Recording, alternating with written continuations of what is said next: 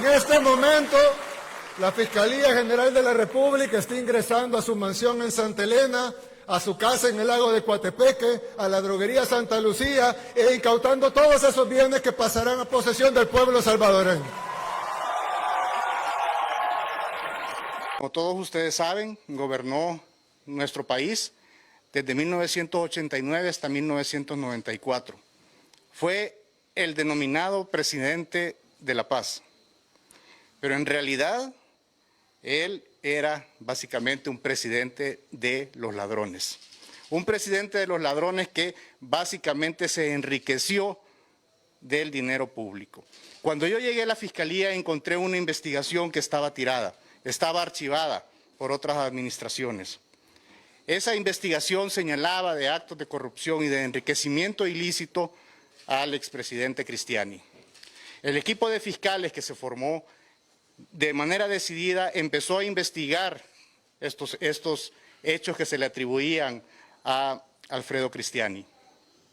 Y lo que se logró determinar es que, para sorpresa de muchas personas involucradas en la investigación, Alfredo Cristiani llegó endeudado a la presidencia.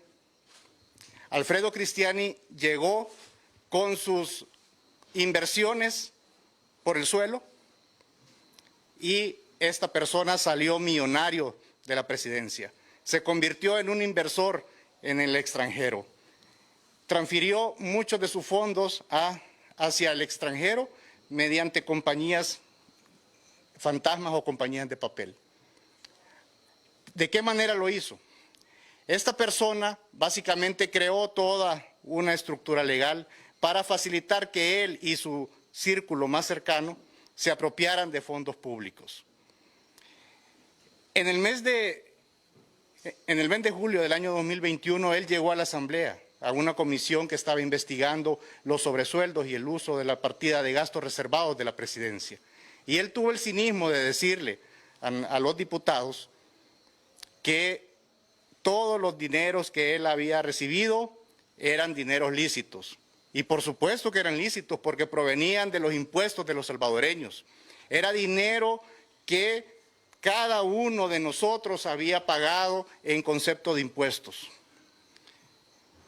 ¿Y qué sucedió? Después tuvo el cinismo de decirle a los diputados de que el dinero él lo había recibido y que él lo había utilizado de una manera lícita. Claro, para él es lícito recibir aproximadamente 4.3 millones de dólares y automáticamente capitalizar su droguería Santa Lucía. Para él es lícito que la droguería Santa Lucía se convirtiera en el principal proveedor de insumos médicos durante su mandato. Para él también es lícito que posteriormente, años después, durante la administración del presidente Flores, se encontraran en bodegas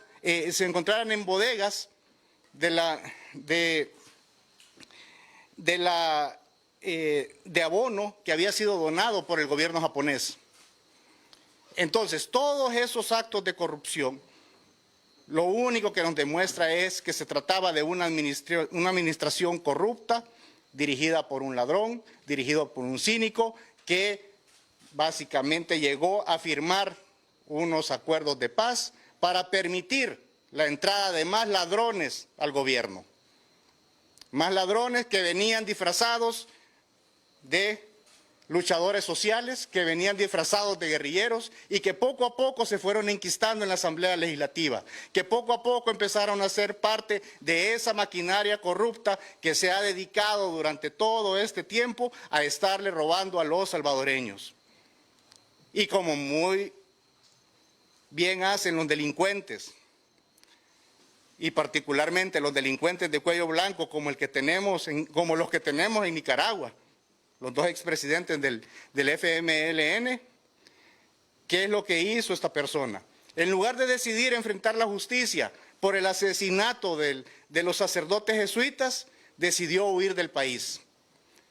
Decidió declararse que era un perseguido político y que no confiaba en nuestro sistema de justicia.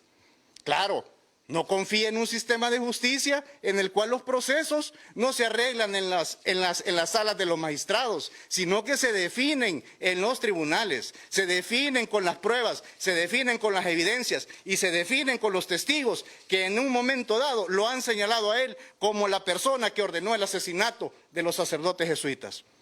En confabulación con su alto mando, en confabulación con el alto mando que de manera corrupta recibió dinero para dejar sus cargos, bajo la denominada compra de la paz. Es lo que nos costó los acuerdos de paz a los salvadoreños. Sí, nos costó a nosotros los salvadoreños, porque fueron mis padres, fueron los padres de ustedes, los que en ese momento pagando impuestos. Él no desembolsó ni un solo 5, él simplemente lo único que hizo fue realizar un acuerdo corrupto con quienes durante una década se habían dedicado a matar salvadoreños, se habían dedicado a mancillar la República y decidieron simplemente darles una tajada del botín que se estaban embolsando en ese momento la administración de Arena. Es muy fácil hacerse millonario en este país. Es muy fácil tener y exponer ante el pueblo salvadoreño las famosas teorías del rebalse. Pero en realidad lo que ellos crearon fue un embalse en el cual solo un grupo de privilegiados, solo un grupo de personas se apropiaban ilícitamente del dinero de los salvadoreños. Este es el principio de una reivindicación que tenemos que realizar todos los salvadoreños, señalar a los funcionarios corruptos del pasado, señalar a los funcionarios corruptos del presente y estar atentos por los funcionarios corruptos del futuro. Tenemos que ser duros con este tipo de personajes,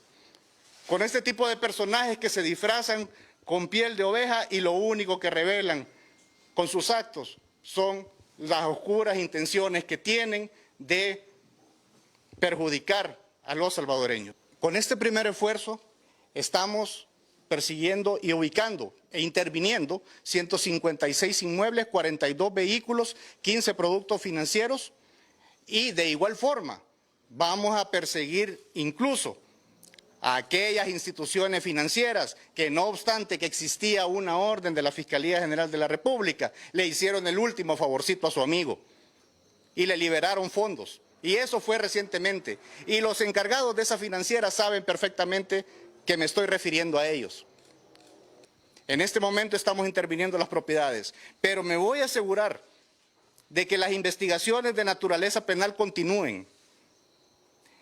Y si es necesario, activar todos los mecanismos de búsqueda o todos los mecanismos de procesamiento, porque también podemos procesar a las personas que están en el extranjero. En esta zona, en esta ubicación que está básicamente en Antiguo Cuscatlán, quiero mostrarles imágenes, ya lo escuchábamos, eventualmente podría ser una sede de la Policía Nacional Civil, es decir, los recursos o las propiedades que estuvieron al servicio de presidentes corruptos y ahora prófugos que huyen de las intervenciones, de los procedimientos judiciales que realiza el Estado salvadoreño, van a pasar básicamente al servicio de la sociedad salvadoreña. Quiero mostrarles un poquito más a detalle lo que usted puede ver en esta vivienda, espacios bastante envidiables para muchas familias salvadoreñas, ¿no?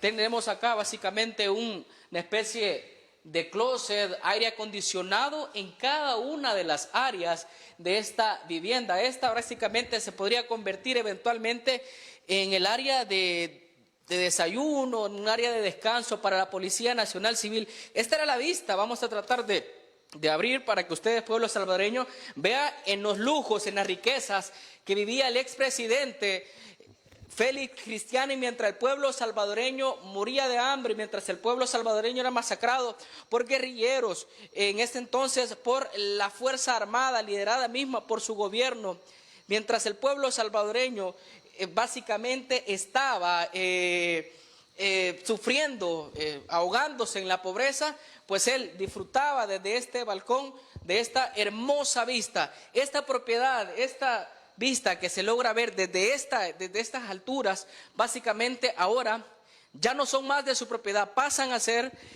propiedad del Estado. Quiero seguirles mostrando un poco más de los lujos en los que vivía el expresidente Alfredo Cristiani en este sector. Quiero mostrarles a continuación los amplios salones que contaba esta infraestructura, esta vivienda, ¿no? O sea, quizás decir vivienda es poco, se queda corto. Una mansión